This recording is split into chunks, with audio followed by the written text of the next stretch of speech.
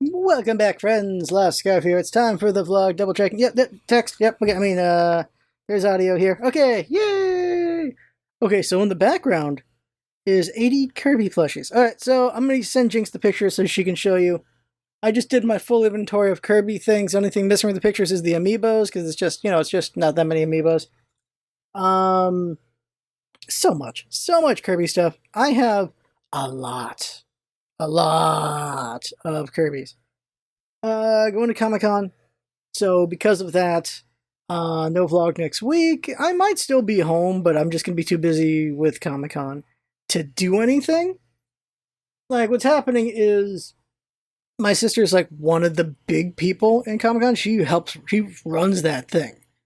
So she has to go to sleep at 10 and wake up at 4. That's only 6 hours of sleep every night.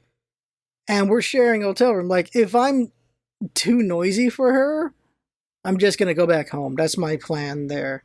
But the convenient thing is she's like at the hotel next to the Comic Con. She needs to be because she has to be there at the drop of a hat if anything happens. So that's what's happening. So I live in San Diego, but I'll be away. But I might just come back anyway randomly. The transit bus, man, we got really good at our transit now. It's crazy. The transit bus, I can get from home to Comic Con in 30 minutes. 30 minutes. Get home to Comic Con and back home in 30 minutes. So if I need to drop some things off, I can. Now, driving a car will be like an hour because the traffic of the cars is a whole different thing going on there. But our transit system's definitely gotten better over the years. I'm really happy about that, where I can just easily get to downtown if I need to. And by the way, downtown, I'm going to want to because there's going to be a Sonic pop-up restaurant. Why couldn't it be a Kirby pop-up restaurant? Sonic pop-up restaurant. It's going to have Sonic chili dog, of course. It's going to have a Knuckles sandwich, which is going to be a chicken sandwich. It's going to be a Flying Fox mango slushy. There's a Team Dark mocha milkshake for Shadow.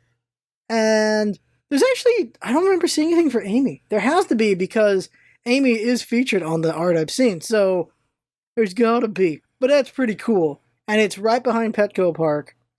They're going to open, here's the cool thing, they're going to open the preview night of Comic-Con, and then they're going to close a month later. So even after everyone's gone, because there's going to be a big line, I'm sure, for Comic-Con, it's going to be there for 3 to 4 more weeks. So I can get what I want eventually. So I'm going to go there and get everything. I'm going to go there a day when Padres aren't playing at Petco Park. That's what I'm going to do. I'm going to just get a bunch of stuff and then go another day and then get the rest of it. Like, gonna eat all of it. There's some Kirby, there's some Sonic merch as well, but I don't know if I want any of it. There's a hat and a jacket.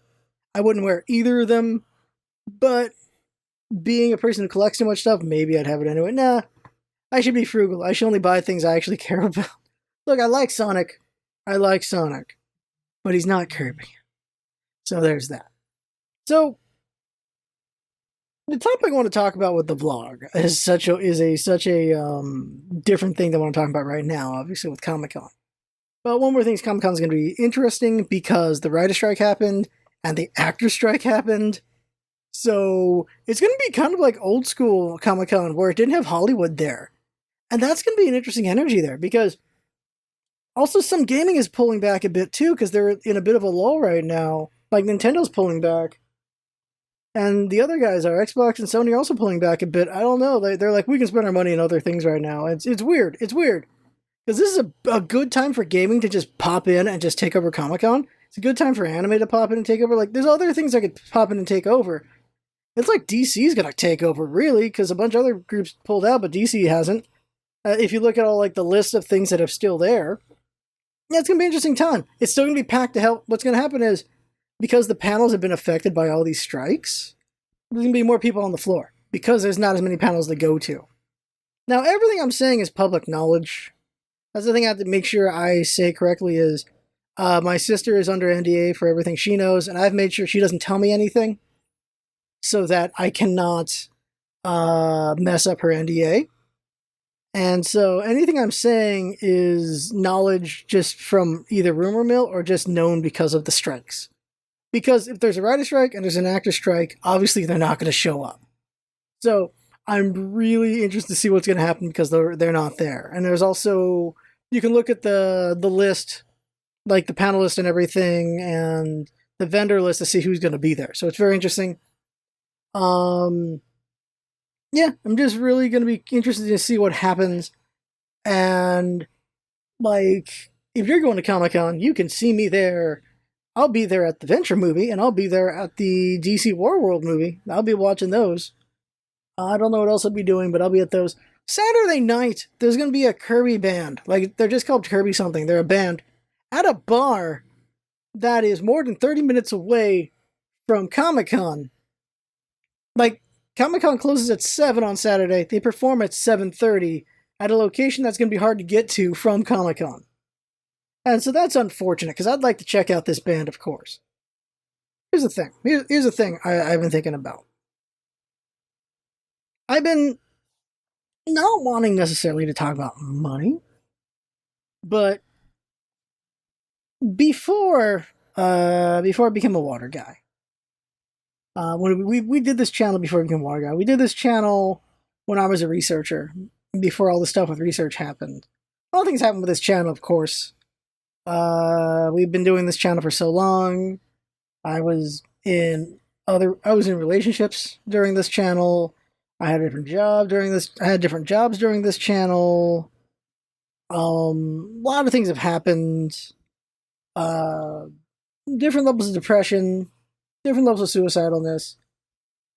Viewers had different levels of depression and suicidalness, and we helped them. A lot of things have happened over the years. And when we were first going, of course, we tried to make this a career. We tried to make this a job. So that, well, with this as a job, I can just dedicate so much time to it. And despite not being able to make it into a job we treated like one, of course, we spent 8+ hours a day, me and Jinx each. And that's why we made so much stuff. We made too much stuff, which I wish I knew back then.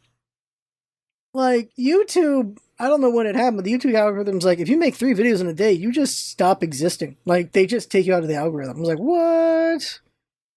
And then, like, the tag system was a thing for a while, and then the tag system stopped being a thing, but they never got rid of the tag system anyway. And so we were doing tags longer than we needed to, which was very annoying. And then just a bunch of things with the channel. But we, of course, did Patreon and things like that, and we've had dedicated subscribers. And the thing is, like, how do I want to feel about that? Well, the way we've always done it is any money donated to us goes to the channel. It doesn't go to my pocket, doesn't go to Jinx's pocket. It goes to upgrading the computer, upgrading equipment, and that's where it goes. It's always been that. It doesn't go to me paying for food or bills. That's not what the channel's money is for. And we've had some dedicated people over the years. There's a dude. No, I don't know if I want to say names necessarily, because well, they're not. I don't know. But there was someone who, you know who you are if you're still around. And thank you, of course. They were donating like $50 a month for years. Very thankful for that, because we definitely needed that for upgrades. We really did. And of course, people did little donations here and there over the years. And then you have, of course, our longest dude at this point, Ninjax, who I mentioned a couple of vlogs back, has been subscribing for now more than 69 months on Twitch. Isn't that crazy? I think over the years, to be honest, we've maybe only gotten like, and this is over like, what, 10-year span? Maybe 10,000 in donations? And I've reported that to the IRS and all that, when that was interesting, because you have to do specific forms for that, which is very interesting. And yeah, I think it's been like 10,000. It's got to be less. It's maybe 5,000. I might be overestimating here. Let's see. Let's say 2,000. I think I just overestimated thinking about it. Like, let's say 2,000. Because how many years have we been doing this? How many months? And how much is a subscription? Subscription is like $10. And there's ad revenue and this and that. I'd say, yeah, 2,000 sounds better. 10,000 was just a pipe dream thought until I actually thought about the math here. Like, 2,000 sounds actually correct. Because when I think about the upgrades we've definitely bought maybe $2,000 to $4,000 worth of upgrades over the years. And that's with our own money as well. Not just money from the channel. And so I started thinking about, because I was thinking about where I'm going in my career because I'm trying to climb to the top, and the top guy in my career makes $200,000 a year. And I am completely capable of getting to that point. I really am. I'm not there yet, but I'm totally capable of getting to that point. And like, I think about, I never mentioned her. I mentioned her sort of in ways, but because I think I did mention she broke up with me during the channel at some point. I think about the main ex who hurt me the most. And how essentially she dropped me because she didn't think I was going anywhere. Oh well, now it's going fuzzy now. Camera's going fuzzy now. Can you know that? Can we get that focus? That focus better. And she broke up with me because she didn't think I was going anywhere. She didn't think I would be able to afford anything. She thought she would be the breadwinner. She wanted to be a homemaker. So she wanted to be very traditional. She wanted to be very traditional where I was the breadwinner. I'm the one doing the work and she's the one taking care of the home and things like that. And she didn't think we would get to that point. She never thought we'd get there. And it's frustrating now because I am everything she wanted as far as traditionally roles go. I am all those things now. And so I'm frustrated by that just because, well, it'd be great to, as I've lamented before, is just I've got everything career-wise. I just don't have the wife and kids part of what I want. And I've talked about how, like, okay, so is this traditional thought, this thoughts on tradition, is it cultural drive? Is it actually what I want? Is it brainwashing? All that stuff. That's what I actually want. Maybe it is cultural drive, but it is what I want. It's what I know I want. And it's what I've pushed towards. I want a wife and kids and a home and all that traditional stuff. I want all those traditional things. I don't have a problem with that. I wanted those things, but I feel like wanting tradition or traditionalism may have poisoned the well as well for her. Because as much as I wanted that, I was also fine with being the one who made less money in the relationship, and maybe we have kids, we have home and all that, but maybe we end up having to have a babysitter because we're both working and things like that. I was okay with that too, but she wasn't. She originally wanted that traditional setup, and it's unfortunate. And she dropped me like a rock for some guy who could afford that. And now I can afford that, but I don't have her. And there's some regret to that, but also frustration. Frustration she didn't stick around and didn't believe. There's definitely frustration with that for sure.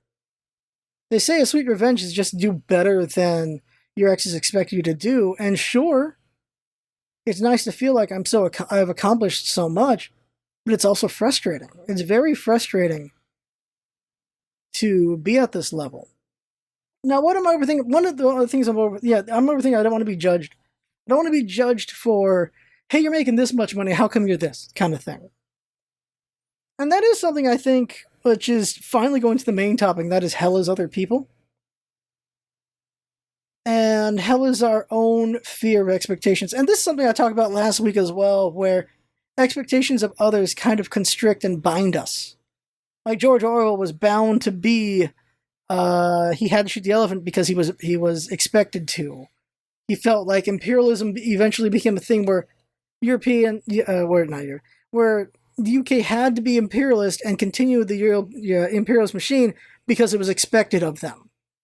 Where they were just stuck being that. They couldn't be anything else. And that is a thing in stories where it's just, we've been this for so long, we can't be anything else. But why can't we? Why can't we be immutable? Why can't we change? And so I'm just thinking about traditional norms and thinking about the expectations and how frustrating that can be and how people just do that to others. I'm thinking about women, where women are being objectified. And women are also at the same time be expected to be prudish and chaste and all that stuff. And there are women who are trying to take control of their own destiny, and then so they'll do something like OnlyFans, or they just dress more provocatively, or just whatever, to be more liberated, to be more free, because they're just so tired of being held down and being expected to be prudish and things like that. They just want to be sexy for themselves.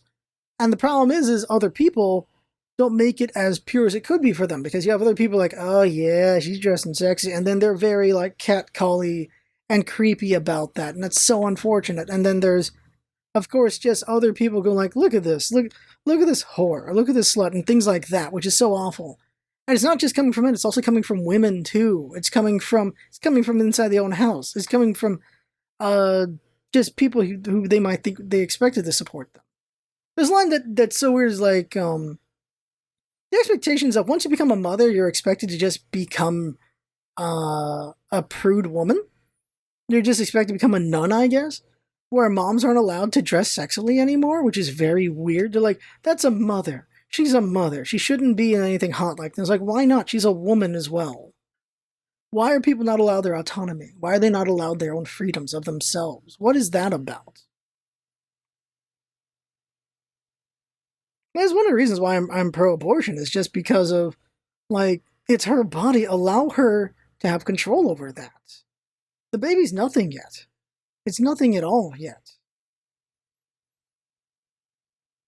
Men on the other side are getting bullshit as well, where they're expected to be just men. They're supposed to have this masculineness. They're expected to be this toughness. They're not allowed to be soft at any point. If they show any weakness, they're not men, which is so frustrating. I almost killed myself because of that, where I held in everything, because I was expected to hold in everything. Doing the whole stoic thing, doing the whole not showing any emotion thing, and eventually it bubbled over, and the stress was too much, and I almost ended it.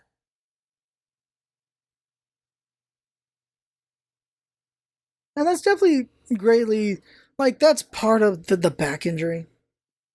Like, I've done a lot of silent suffering in my back injury and just toughing it out. And because of that, here's the weird thing, is because of that, people think it's not as bad as it actually is. I experienced 7s and 8s and whatever, and I'm just quietly suffering in that pain. I did that for so long, and because of that, people just thought I wasn't so bad off. But no, the truth is, you look at the MRIs, you look at everything, and just my own experience with myself, my back is really bad. It's frustratingly bad. Someday I'm going to have to get a fusion, and then more fusions after that. My surgeries are not going to end. I'm just going to have more and more. The older I get, the harder it's going to be. I'm trying to not talk too much because, not how to word this. Like, I can't talk too much about my back still because there's still legal stuff happening with that. But it's just, my back is such a frustrating thing, and I had to hold in so much pain with that, and it boiled over, and I almost just ended it.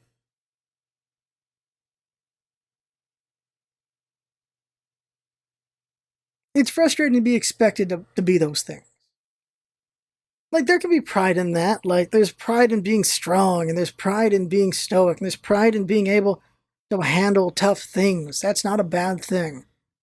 But anything and everything can be completely ruined by too much, and by other people, and their skewed versions of those expectations.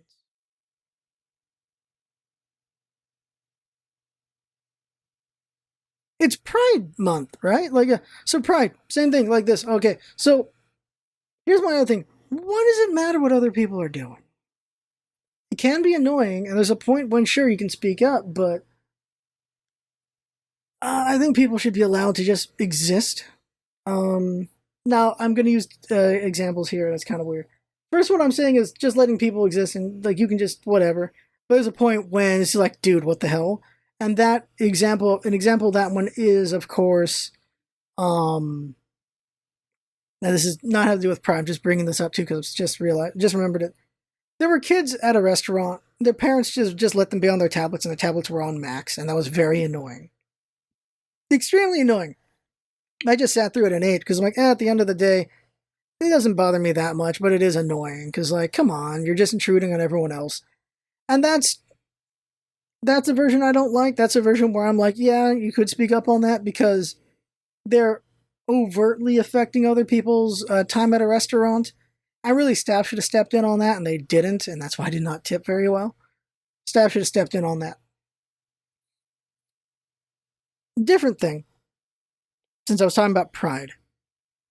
Different members of my family have openly said they don't like looking at two dudes kissing. And my reaction to that is, I don't care about anyone kissing. Don't care to see it. Public displays, I don't really care to see that thing. Nothing. I don't really care to see that. Straight, gay, whatever. I don't really care to see people kissing. Probably because I'm jealous. I don't know. But I don't really care to see that. And regardless, I don't care about the gender either. It does not affect me. It does not matter to me. I don't care to see it, but, like, what's the problem here? It's two people just being affectionate. Don't care to see it, but I'm not going to go like, hey, what the fuck? Regardless of gender. Just let people exist, right? Like, just let people exist without your opinions. That's another thing that just annoys me. Like, everyone's got to have their goddamn take on something, right? Everyone's got to have their damn take. Obviously, I'm having my take now, but this is therapy. This isn't just me talking to a camera, and you guys are just here, too. You don't have to take any of my stuff seriously.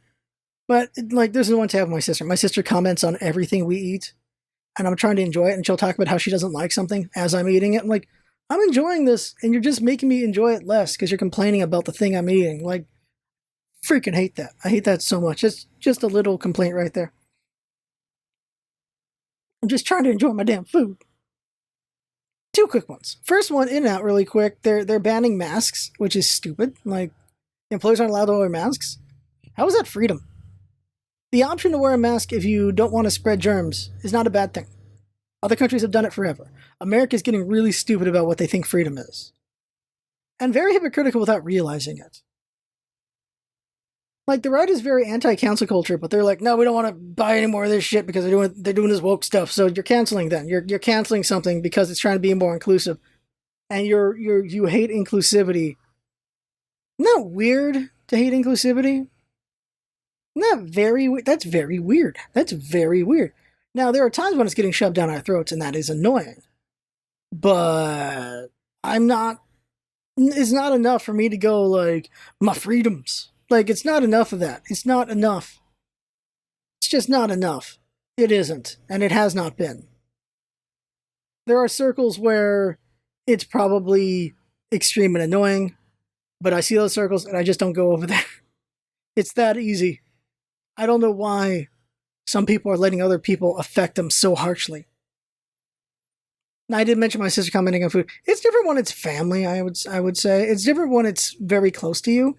But I'm talking about, for the most part, what does it matter what strangers are doing? Why does it matter to you that these two strangers are together? That these two strangers are married? Why do you care that gay people are married? Like, why does that matter? For the children, what's the problem with the children? Gay kids are a thing. There are gay kids.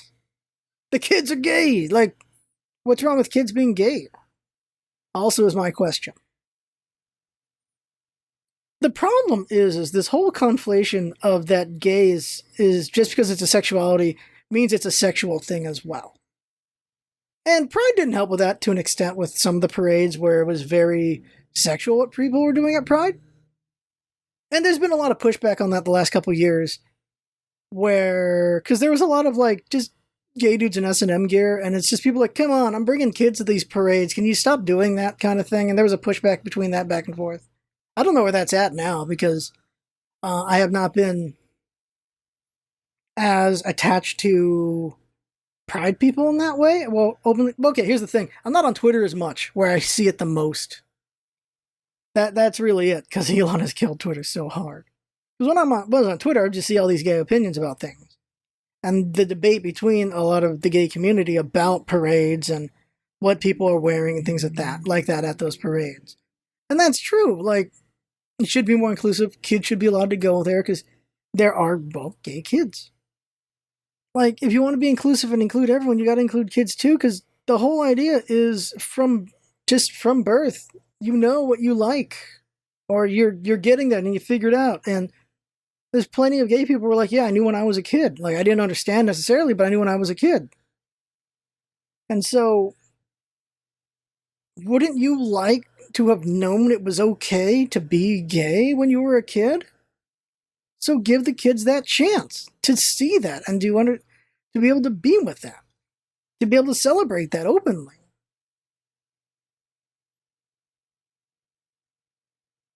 I think for the most part, the sexual liberation is done, in my opinion, at least in my part of the world. Obviously, in other parts, it ain't so great. But where I'm at, it's just so passe to me. I don't know why it is just so rage-inducing for some people. I don't get it whatsoever. Let people be. And I'm going in a circle here. Let's stop already. I think I'm just building up more reasonings behind and cases for, just to back it up in case you're not getting where I'm coming from, I guess. The Kirby community is very gay, by the way. It's very gay, very pan, very everything. It's like every letter of LGBT, unless there's some obscure letters I don't really understand, they're all in the Kirby community. And I welcome them all. Because we're all in this to be, love each other, have fun together, sneeze together. Kirby loves everybody. Even after he curb stomps them, right? Magalore. Alright, that's it. That's the vlog. I have gone way too long. She's gonna be like, what the hell, man? No vlog next week, of course, because Comic-Con. I might talk about Comic-Con after I come back from it. Did that in the past, but it's so much work, so probably just talk about it instead of giving Jinx a bunch of pictures. And that is the vlog. I had fun. Hope you fun watching. And yeah. Bye, bye, bye, bye, bye, bye. Thanks for coming by. See you next time. Bye, bye, bye, bye, bye, bye.